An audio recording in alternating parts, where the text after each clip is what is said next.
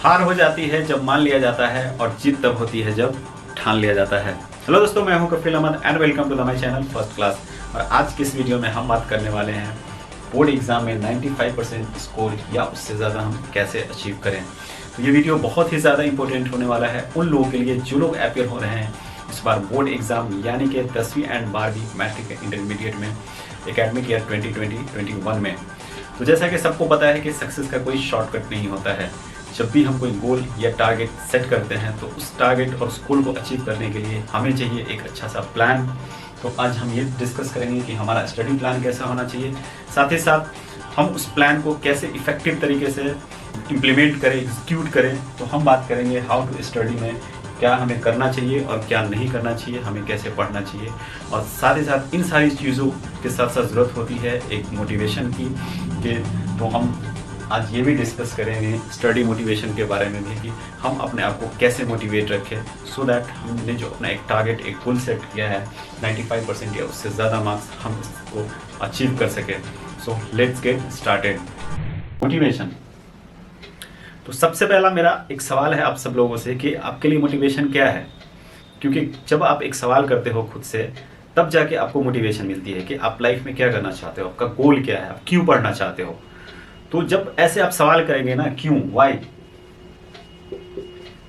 तो बहुत सारे सवालों का जवाब ऑटोमेटिक आपको मिलेगा और एक मकसद मिलेगा, एक रीज़न मिलेगा किसी चीज़ को पाने का, अचीव करने का। अब दूसरी बात यह है कि जब आपने ये सोच लिया, आपको इसका जवाब मिल गया कि हमें यहाँ पे जैसे है कि हमें 95% स्कोर करना है। हमें क्यों करना है भाई, हमें अच्छे कॉलेज में एडमिशन लेना है या फिर फर्दर स्टडीज़ में हमारा वहाँ पे ज़रूरत पड़ने वाला है, तो हमें एनी हाउ स्कोर करना है। उसके लिए हमें क्या करना पड़ेगा, पढ़ना पड़ेगा। अब यह है कि आपका मोटिवेशन कैसे हाई होगा, दूसरी बात यह है क्योंकि मोटिवेशन डिपेंड करता है आपके डिज़ायर पे, विश पे। आपका विश जितना ज़्यादा स्ट्रांग होगा, विश आपके अंदर जितना ज़्यादा स्ट्रांग विश होगा, जिसको बोलते हैं ना बर्निंग डिज़ायर, वो बर्निंग डिज़ायर आपके अंदर होगा उस चीज़ को पाने का, तो आप उतने ही ज़्यादा मोटिवेट होते हैं। मतलब कि अगर आप चाहते हैं कि कैसे भी करके हमें 95% या उससे ज़्यादा मार्क्स आना है तो आप उसके लिए उतनी ज़्यादा मेहनत करोगे। अगर आपका विश कम होगा तो आपका मोटिवेशन लेवल भी क्या होगा, क्योंकि जब आप ऐसा सोच लेते हो कि नहीं यार बस हम पास हो जाएंगे या फिर थोड़े से अच्छे नंबर आ जाए तो भी ठीक है, तो फिर आपका मोटिवेशन लेवल उसी के अकॉर्डिंग हो जाता है। के साथ साथ आपको चाहिए किसी भी गोल को अचीव करने के लिए डिटर्मिनेशन और सेल्फ कॉन्फिडेंस। डिटर्मिनेशन और सेल्फ कॉन्फिडेंस, क्योंकि जब आप किसी चीज़ के लिए डिटरमाइंड हो जाते हैं तो उसके लिए सबसे ज़्यादा ज़रूरत पड़ती है आपको अपने ऊपर एक भरोसा ज़रूर होना चाहिए। जब क्योंकि आप किसी से कम नहीं हो। देखो ह्यूमन जो ब्रेन है ना वो क्या करता है, इंफॉर्मेशन गैदर करता है। जब भी आप सुनते हो, देखते हो कुछ भी, उसके बाद वो ब्रेन प्रोसेस करता है कि जब आप ऐसा सोच लेते हो ना कि हमसे नहीं होगा, yes I can't do it, तो एक्चुअली में वैसा आप मान लेते हो। और जब ये सोचते हो कि नहीं हम कर पाएंगे, हम इस लायक है, जब दूसरा कर सकता है तो हम क्यों नहीं कर सकते हैं, तो आपका कॉन्फिडेंस लेवल क्या होता है, उतना ज़्यादा बढ़ता है। आप उस चीज़ के लिए उतने ज़्यादा डिटरमाइंड होते हैं और आप उतने ज़्यादा मोटिवेट होते हैं। तो पास्ट में क्या हुआ, अच्छे नंबर आया नहीं है, उससे हमको बिल्कुल भी नहीं सोचना है। अभी प्रेजेंट में बहुत ही मेहनत करना है और आपका जो विश है, आपका डिज़ायर है, हर जगह लिख दो 95% लाना है तो लाना है। मतलब उसके लिए क्या करना पड़ेगा हमको, ऑटोमेटिक अपने अंदर जब वो डिज़ायर, बर्निंग डिज़ायर आ जाएगी तो हम दिन रात मेहनत करके पढ़ना स्टार्ट कर देंगे। हम आसानी से ये गोल को अचीव कर सकते हैं। स्टडी प्लान, बेंजामिन फ्रैंकलिन का एक बहुत ही फेमस कोट है, failing to plan is equal to planning to fail. कहने का मतलब ये है कि अगर आप सक्सेस होने के लिए प्लान नहीं बना रहे हैं, इसका मतलब ये है कि ऑटोमेटिक आप फेल होने के लिए प्लान बना रहे हैं। तो यहाँ पे क्या है कि हमें सबसे पहले क्या करना है, एक दिन में 24 आवर्स मिलते हैं, तो हम देख लेते हैं कि हम अपने इस 24 आवर्स को कैसे यूटिलाइज कर सकते हैं। तो 24 आवर्स को सबसे पहले हमें क्या करना है, दो भागों में डिवाइड कर लेना है, 12 आवर्स एंड 12 आवर्स। पहला जो फर्स्ट 12 आवर्स है हमको फिर उसको दो भाग में बांटना है। पहला जो 8 आवर्स है, उस 8 आवर्स में हमारा स्लीपिंग टाइम 7 से 8 घंटा एटलीस्ट हमको सोना है, क्योंकि इतनी सारी चीज़ें लर्न करनी है, अंडरस्टैंड करनी है, तो हमारा ब्रेन जो है फ्रेश होना चाहिए। उसके लिए हमें सोना, प्रॉपर नींद लेना बहुत ही ज़्यादा ज़रूरी है। तो उसके लिए एटलीस्ट 7 to 8 आवर्स हमको क्या करना है, सोना है। एंड 4 आवर्स जो है हमारा वो डाउन टाइम होना चाहिए, मतलब कि खाना पीना और ये सारी चीज़ें जो डाउन टाइम 4 घंटा चला जाएगा। बाकी जो हमारा दूसरा 12 आवर्स बचता है उसका फर्स्ट 8 आवर्स हमको एनी हाउ सेल्फ स्टडी पे देना है, मतलब कि हमको खुद से पढ़ना है। और दूसरा जो 4 घंटा है आपका, वो अगर आपका क्लासेस है, ट्यूशन्स वगैरह है उसमें, और जिसका क्लासेस या ट्यूशन्स नहीं है वो इस 4 घंटे को आप ऐड कर सकते हैं इस 8 घंटे में। तो अल्टीमेटली आपके पास टोटल 12 आवर्स मिलता है सेल्फ स्टडी करने के लिए, जो कि लेकिन ऑन एन एवरेज अगर 8 से 9 घंटा भी अगर आप पढ़ते हो तो भी सफिशिएंट है, अगर आप शुरू से पढ़ते आ रहे हो तो प्लानिंग के बाद जो दूसरा नंबर आता है वो है एक्सक्यूशन का, कि हम इन प्लान्स को इन टाइम को हम कैसे यूटिलाइज करने, मतलब कि हाउ टू स्टडी। उसमें बहुत सारी चीज़ें हैं कि हमें क्या करना है क्या नहीं करना है, साथ ही साथ एक्चुअली में हमें पढ़ना कैसे चाहिए, पढ़ने का असल तरीका क्या होता है। चलिए अब बात करते हैं हाउ टू स्टडी में हमको कैसे क्या करना चाहिए क्या नहीं करना चाहिए। नेक्स्ट जो हमारा है हाउ टू स्टडी, हमने एक स्टडी प्लान बना लिया है, अब ज़रूरत है उस प्लान को कैसे हम इफेक्टिवली, हमारा क्या स्ट्रेटेजी होना चाहिए, हमें कैसे पढ़ना चाहिए सिंपली अगर बोलूँ मैं तो। क्योंकि बहुत लोग क्या है कि अपना एक स्टडी प्लान भी बना लेते हैं सब कुछ, बट उनको पढ़ने का तरीका नहीं आता है कि हम कैसे पढ़े नहीं पढ़े। तो यहाँ पे कुछ इंपॉर्टेंट पॉइंट्स है जो मैंने लिखे हैं कि आपको एक्चुअली में कैसे पढ़ना चाहिए। देखो हार्डवर्क करने से सिर्फ नहीं हो जाता है, आप किताब लेके बैठे हो दिन रात, बट अगर आप स्मार्ट वर्क नहीं करोगे, जो सही तरीका है पढ़ने का अगर आप वैसे नहीं पढ़ोगे तो आप अपने गोल को अचीव नहीं कर पाओगे। तो उसमें सबसे पहला जो कंट्रोवर्शियल क्वेश्चन हमेशा पूछा जाता है कि दिन में पढ़े या रात को पढ़े, तो ये डिपेंड करता है पर्सन टू पर्सन कि आपको दिन में ज़्यादा पढ़ने में अच्छा लगता है या रात को, मतलब प्रोडक्टिव स्टडी आप किस टाइम पे ज़्यादा कर पाते हो, बट अभी के लिए आप दिन में पढ़ो तो ज़्यादा बेटर है। नेक्स्ट जो हमारा पॉइंट है how many subject at A time, ऐसा है कि आपको 2 सब्जेक्ट एक साथ पढ़ना चाहिए, उससे ज़्यादा नहीं, और उसमें एक आपका थ्योरी और एक प्रैक्टिकल होना चाहिए, जैसे कि आप अकाउंट्स के साथ एक बिजनेस स्टडीज़ करते हो। नेक्स्ट है हमारा डिस्ट्रीब्यूशन ऑफ टाइम के, हमारे पास जितना भी वक्त बचा है उसमें क्या करना है, हमको सिलेबस कवर करना है 100% बिफोर 15 दिन ऑफ एग्जामिनेशन। एग्जामिनेशन का जो भी डेट है उससे कोशिश करना है कि, कोशिश नहीं बल्कि 100% श्योर ये करना है कि एटलीस्ट 15 डेज पहले हमको 100% सिलेबस कवर कर लेना है, क्योंकि उसके बाद हमको टाइम बचा के रखना है रिवीजन के लिए। और उस जो भी जितने भी टाइम बचे हैं सब, मतलब कि ये कि अगर मैं एग्जांपल दूं यहाँ पे कि आज अगर 1 दिसंबर है और हम एग्ज़ाम देने वाले हैं 1 फरवरी को, तो मेक श्योर करना है कि यहाँ पे 15 जनवरी को हमारा क्या होना चाहिए, सिलेबस हो जाना चाहिए। मतलब कि नंबर ऑफ डेज हमारे पास जैसे 45 है और नंबर ऑफ सब्जेक्ट अगर हमारे पास 5 है सपोज, तो हमारे पास एक सब्जेक्ट के लिए कितने बचते हैं, 9 डेज बचते हैं। अब ऐसा नहीं कि 9 डेज हम उस सब्जेक्ट को भी दे रहे हैं जो सब्जेक्ट हमारा अच्छे से प्रिपरेशन हो चुका है, हम उसमें थोड़ा कम टाइम भी दे सकते हैं। जिस सब्जेक्ट में ज़्यादा बचा है उसमें थोड़ा हम 10 या 12 दिन दे सकते हैं। जो सब्जेक्ट ईजी लगता है उसमें टाइम वेस्ट नहीं करना है।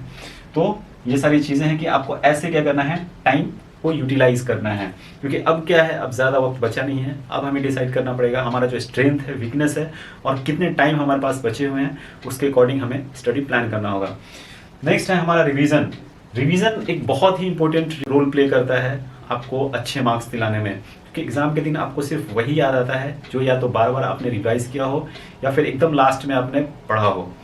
तो मेक श्योर करें कि आपको एटलीस्ट 2 से 3 रिवीजन करना ही करना है एनी हाउ। फर्दर कुछ पॉइंट मैंने यहाँ पे ऐसा लिखा है क्या नहीं करें, तो काफ़ी ज़्यादा इम्पैक्ट डाल सकता है। अगर आप इन सब चीज़ों में पड़ गए तो मतलब कि सब कुछ आपका किया धारा पे पारी फेर सकता है। तो आपको क्या नहीं करना चाहिए, उसमें से ये है कि अवॉइड डिस्ट्रक्शन, मतलब कि, और डिस्ट्रक्शन में सबसे पहले मैंने लिखा है यहाँ पे फ्रेंड्स। जो अच्छे फ्रेंड्स हैं उसकी बात मैं नहीं कर रहा हूँ, जो हमेशा आपका के वेल विशर्स हैं, आपके साथ हमेशा आपका साथ देते हैं, उनके साथ हमेशा आप कांटेक्ट बनाए रखें। वैसे दोस्त जो बार बार हर 1 घंटे पे फ़ोन करके पूछता है कि भाई कितना पढ़ा, और खुद अपना सही कभी नहीं बताएगा, तो ऐसे दोस्तों को अभी क्या करना है, एग्जामिनेशन तक ब्लैक लिस्टेड करना है। और उसके बाद दोस्ती किससे करनी है, बुक से करनी है। अभी से लेके एग्ज़ाम तक के लिए सबसे अच्छा आपका दोस्त कौन होना चाहिए, बुक होना चाहिए। और उसके बाद जो है दूसरा, ये यंत्र तो मतलब सारा षड्यंत्र इसी के आसपास घूमता है, मोबाइल, जो कि आज के डेट में एक बहुत ही इम्पोर्टेंट पार्ट बन गया है हमारे लाइफ का, जिसे हम चाह के भी नहीं छोड़ सकते हैं, ठीक है। तो इसे हम पूरा अवॉइड नहीं कर सकते हैं, बस हाँ ये है कि अपने ऊपर कंट्रोल कर सकते हैं। वो कैसे करना है कि हम मोबाइल को सिर्फ यूज़ करेंगे स्टडी पर्पस के लिए, बाकी रेस्ट ऑफ द टाइम या तो हम अपने पेरेंट्स को दे देंगे या फिर हम स्विच ऑफ करके रखेंगे जब भी हम पढ़ेंगे तो। और स्पेशली गुड मॉर्निंग और गुड इवनिंग वाला जो मैसेज है ना, इसको सबसे पहले बंद करो तुम लोग। फिर नेक्स्ट अब बात करते हैं यहाँ पे ओवर थिंकिंग। कुछ लोगों को ना आदत होती है उस चीज़ों को बहुत ही बढ़ा चढ़ा के, जैसे कि अभी सीबीएसई बोर्ड का डेट का थोड़ा पंगा चल रहा है, अभी क्लियर नहीं है। तो यहाँ पे मैं ये बता दूं कि एग्जामिनेशन कैंसिल तो किसी भी हाल में नहीं होने वाला है। एग्जामिनेशन क्या होगा, पोस्टपोन्ड होगा। मतलब कि ये कि आपको 1 महीना या 2 महीना एक्स्ट्रा और टाइम मिल जाएगा। तो अगर 1 महीना या 2 महीना एक्स्ट्रा टाइम मिलता है तो इसका मतलब ये है कि तब भी तो आपको एग्जाम लिखना ही है। डिस्टर्ब कर रहे हैं कि भाई एग्जाम पोस्टपोन्ड होगा या कैंसिल होगा। यार पोस्टपोन्ड होगा तो एग्जाम तो होगा ही ना, एग्जाम तो देना ही अल्टीमेटली। चलो हम 3 बार रिवीजन करेंगे, अगर 1.5 महीना और बढ़ गया तो और अच्छे से प्रिपरेशन हो गया। और जो लोग सो रहे थे अभी तक उनके लिए तो भाई गोल्डन अपॉर्चुनिटी हो जाएगा कि और भी एक्स्ट्रा 2 महीना मिल जाएगा, अच्छे से तैयारी हो जाएगी। तो ये आपने देखा जो भी इंट्रेंस थे मेडिकल के या फिर इंजीनियरिंग के सब हुआ, यूनिवर्सिटी भी सारे एग्जाम्स ले रही हैं, तो डेफिनेटली ये भी एग्ज़ाम होने ही वाला है। और कुछ स्टेट्स में जैसे बिहार ने अपना ऑलरेडी रूटीन निकाल भी दिया है, तो आप अपना स्टडी जारी रखें। दूसरा जो यहाँ पे एक और पॉइंट मैं ऐड करना चाहूँगा वो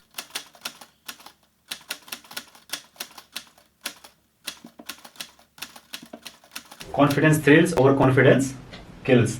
तो हमेशा आपको कॉन्फिडेंट रहना है, ओवर कॉन्फिडेंस बिल्कुल नहीं रहना कि एक बार पढ़ लिया बस हो गया। क्या करें? नेक्स्ट है कुछ चीज़ें ऐसी है जो आपको ध्यान रखना है। उसमें से है पहला कि सेल्फ कॉन्फिडेंस। आपको हमेशा अपने ऊपर, जैसा कि मैंने पहले भी बताया, कि भरोसा रखना है कि yes you can do it. उसके बाद है डिसिप्लिन। ये बहुत बड़ा रोल अदा करता है अगर किसी भी चीज़ को आपको, अगर गोल को अचीव करना है सक्सेसफुली। तो अभी जैसे ठंडी का टाइम है तो होता क्या है कि अभी नींद बहुत ज़्यादा आती है, मतलब उठने का मन नहीं करता है। लेकिन आपको ये सोचना है कि अगर आपका रिजल्ट खराब हुआ तो वो जो तकलीफ है, इस तकलीफ से बहुत ज़्यादा बड़ी होने वाली है। आपको क्या करना है कि उस नौबत ही ना आए, उसके लिए आपको थोड़ी सी तकलीफ अभी उठा लेनी है और आपको एक डिसिप्लिन मेंटेन करना है अपने लाइफ में कि हमको इतने बजे, जब आप टाइम टेबल बनाने जाओ तो वहाँ पे इस चीज़ का स्ट्रिक्टली ध्यान दो। कि होता क्या है ना, लोग टाइम टेबल बना लेते हैं बट उसको फॉलो कोई नहीं करता है। तो कहने का मतलब, अब मैंने क्या करा, सिर्फ 24 आवर्स को बता दिया कि इतने इतने घंटे आपको 8 से 12 घंटे पढ़ने चाहिए।